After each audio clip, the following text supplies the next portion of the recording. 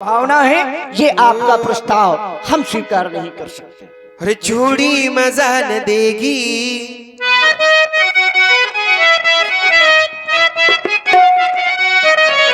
अरे तेरे बगैर साजन।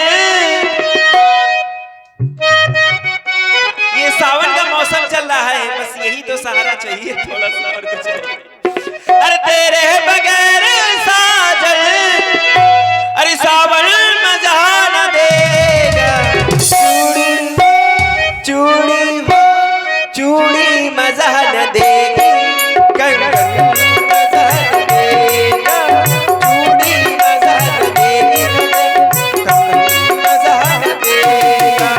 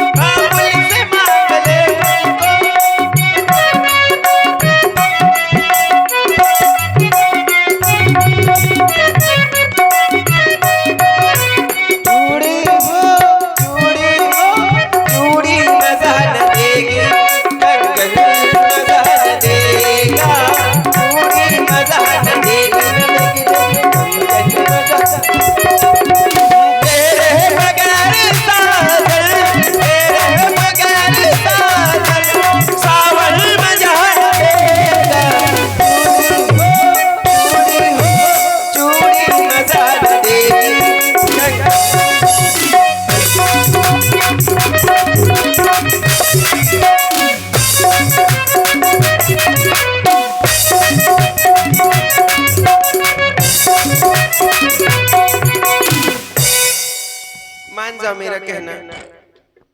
देखिए लक्ष्मण जी को थोड़ा थोड़ा क्रोध आने लगा। देवी जी आप बार बार मुझसे विवाह करने के लिए कह रही हूँ, लेकिन हम आपसे विवाह नहीं कर सकते। क्यों, कुछ कमी है? सुंदरी सुन में उनकर दासा। अच्छा, कमी आप में नहीं, कमी हम में है। हाँ, ये बात है, यही कमी हमें लगता है दोनों में है, इसलिए मना कर रहे हैं। सुंदरी सुन में हाँ, उनकर दासा पराधीन नहीं तोर सुपासा। प्रभु समर्थ कौशलपुर राजा जो कुछ करें उन्हीं सब छाजा। जहां से तुम मेरे पास आई हो वो मेरे बड़े भैया हैं, कौशलपुर के राजा है, समर्थमान है। वो जो कुछ करते हैं उन्हें सब अच्छा लगता है। इसलिए अब आपसे निवेदन है कि अब आप वहीं पर चले जाएं। आप अपने भैया के चरणों के दास हैं। बिल्कुल, मुझे भी अपने चरणों की दासी बना लो। जो दास होता है, जो सेवक होता है, वो स्वयं दूसरों का अधीन होता है। और अधीन जो होता है, जो पराधीन होता है, उसके लिए कहा गया है पराधीन सपने सुख नाही। पराधीन को कभी भी सपने में भी सुख की प्राप्ति नहीं हो सकती है। इसलिए मैं आपको अपने अधीन नहीं कर सकता। विवाह नहीं करोगे? आपके लिए उपाय है, आप मेरे भैया के पास चली जाएं या फिर आप लंका चली जाएं। अगर वहां भी ना जाना हो तो हमारे आश्रम के पीछे एक सरोवर है, उसमें डूब के मर जाएं। लेकिन किस तरह की बातें कर रहे हो? जो तुही रही लाज पर रही, तेरा वर्ण केवल वही कर सकता है जिसने अपनी लज्जा को तिनके के समान तोड़ करके फेंक दिया। शायद तुम मेरे बारे में जानते नहीं हो। मैं कौन हूँ? कौन हो? अरे मैं लंका की रहने वाली हूँ, लंका की। वो तो अभी बताया है तुम। महाराज रावण की बहन हूँ। हाँ हाँ, मेरे बारे में जानते नहीं हो। तो क्या करोगी? मैं जान गई। क्या आप और तुम्हारे भैया सिर्फ विवाह के लिए क्यों मना कर रहे हो? ये नारी, अगर ये नारी ना होती तो आज तुम्हारे भैया मेरे साथ विवाह कर लेते। मैं भी अपने असली रूप में आऊंगी और इसको खा जाऊंगी, खा जाऊंगी, खा जाऊंगी। चल मेरी ओर माया। रूप भयंकर प्रकट तो भई,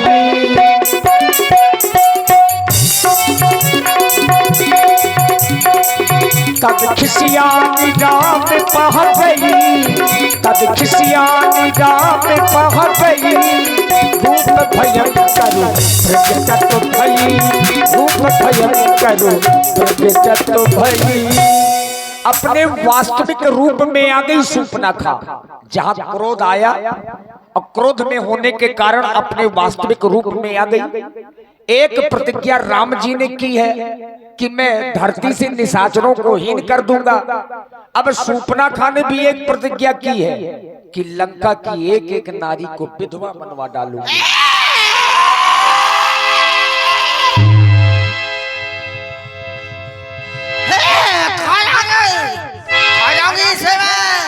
अरे ठहरिए ठहरिए देवी जी, अरे अपने क्रोध को शांत करिए।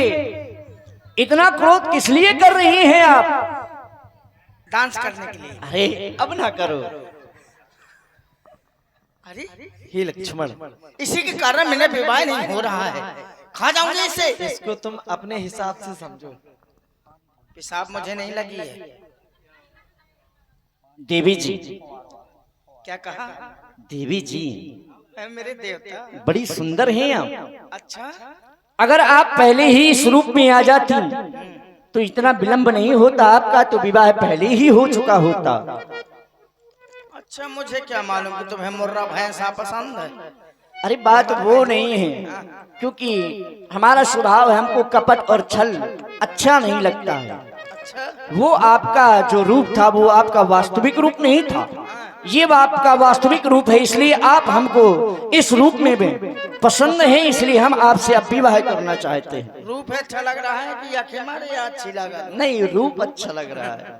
अच्छा, रूप अच्छा लग रहा है। आप बहुत सुंदर हैं, आपकी सुंदरता पर कोई कमी नहीं है। बस राजा ज्यादा प्रशंसा न करो, नहीं मैं मर जाऊंगी दैया शर्म के मारे। अब तो हम चाहते हैं कि कितने शीघ्र हो कि हम आपसे विवाह कर ले। तो कर लो ना देवी जी, किसने मना किया?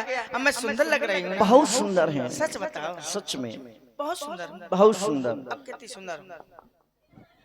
काहे हैं? अब तो अधिक सुंदर है। देवी जी, आपकी सुंदरता का वर्णन करें तो हमारे पास में कोई शब्द नहीं है, लेकिन जो आपका श्रृंगार है वो श्रृंगार अभी अधूरा है। तो पूरा कर दो ना मेरे राजा। तो हम भी चाहते हैं कि आपका श्रृंगार अपने हाथों से करें। हम तुम एक कमरे में बंद हूँ और बल्ब फूट जाए, सोचो भला सोचो क्या होगा। क्या होगा? खून निकल आएगा। किसको?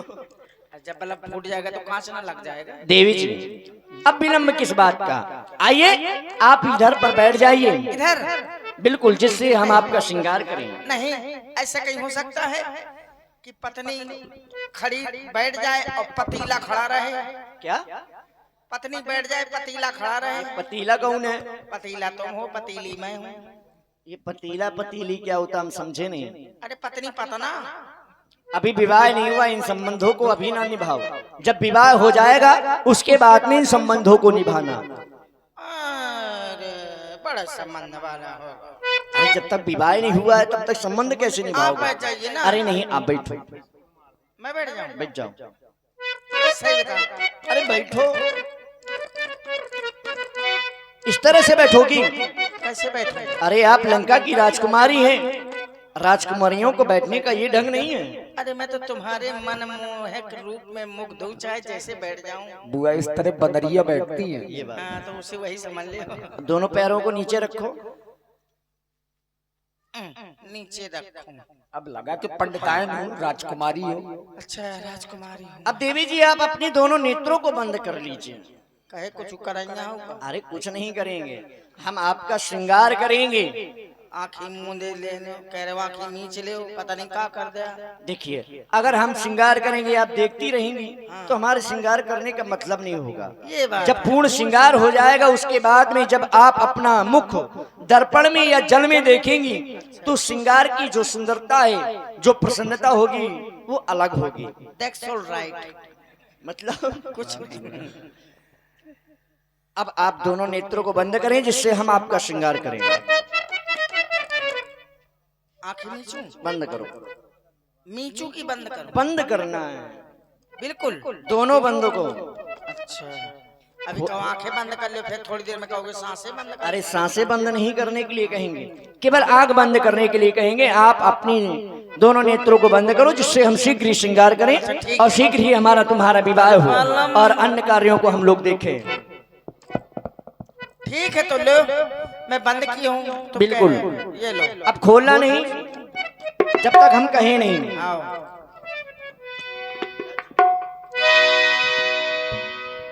लक्ष्मण अकेला घोषे नाथ कान बिनती निकल जा दुष्ट कहीं की यहाँ से। आप दोबारा पंचवटी में दिखाई न दे जाना।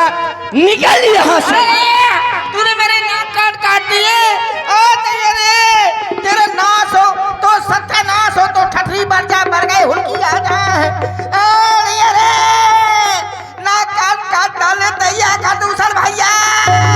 हाँ तो ठठरी बढ़ जा। ठहरा भैया ती ऊपर गए, अभी आती हूँ जुआड़ी शराबी कबाई का कहा में पता नहीं कैसा। अभी आती हूँ भैया को लेकर के। कहाँ भाग रहा है? रुक जा भैया भैया भैया। देखिए सूपनाखा को माध्यम बनाया गया है, भरने के लिए वनवास में आए हैं। अब लक्ष्मण जी ने हाथों हाथ रावण को चुनौती भेजी है। बाबा तुलसी जी ने लिखा है, ताके कर रावण कहा मनो चुनौती दे।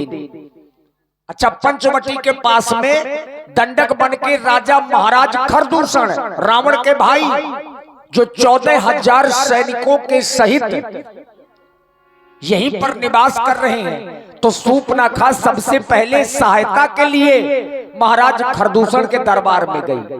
आइए देखें खरदूषण जी का दरबार। ये दिल ये पागल दिल मेरा क्यों बुझ गया आवाज की ये दिल ये पागल दिल मेरा क्यों बुझ गया आवाज की ये दिल। इस रास्ते पे एक शहर था, इस रास्ते पे एक शहर था, वो क्या हुआ आवाज की ये दिल ये पागल दिल मेरा वो मुझे गया आवाज की ये दिल।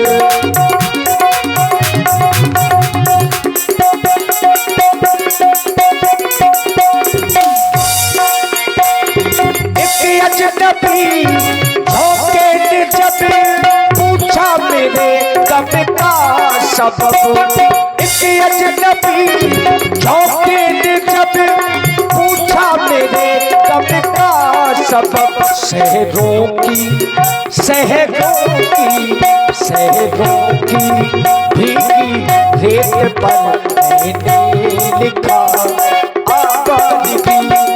आवाज की ये दिल ये पागल दिल मेरा मुझे गया आवाज की ये दिल। हेलो